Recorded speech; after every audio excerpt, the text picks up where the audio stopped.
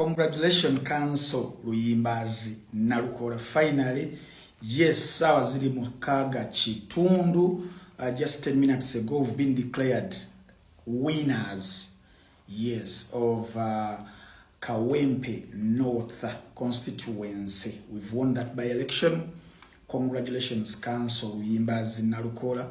Congratulations, National Unity Platform. Congratulations, the leader, His Excellency Robert Kyagulanyi Ssentamu. Congratulations to each and every one, friends, family, supporters of both NUP and Luyimbazi Nalukola Council. Mugeza Dembe, yes, intimidation zibadde nyingi, bannamawulire bakubiddwa, akalulu tekabadde kangu nga twakasuubira nga bwe nabagambira, but finally amaanyi g'abantu tosobola kubanga ogalwana.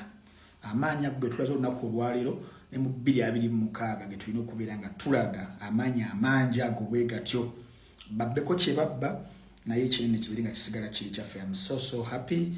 Mbadde sobola kwebaka nga sinakola video eno. Kongs Council, congratulations. Yes, salute.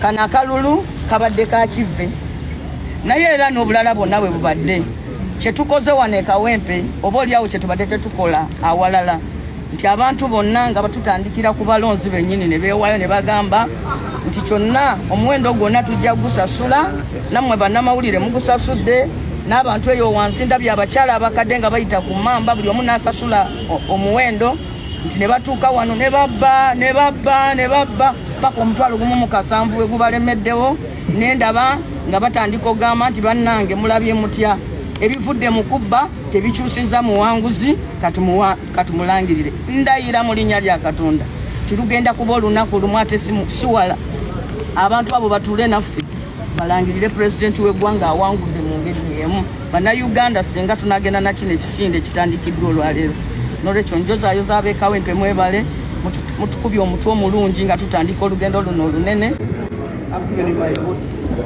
Oza kyekiganyisiza okuba nti olunaku olwaliro akaluluko tulabanga tekanzigenda mu kooti ebisingawo kooti ejja kulamula ebisingawo.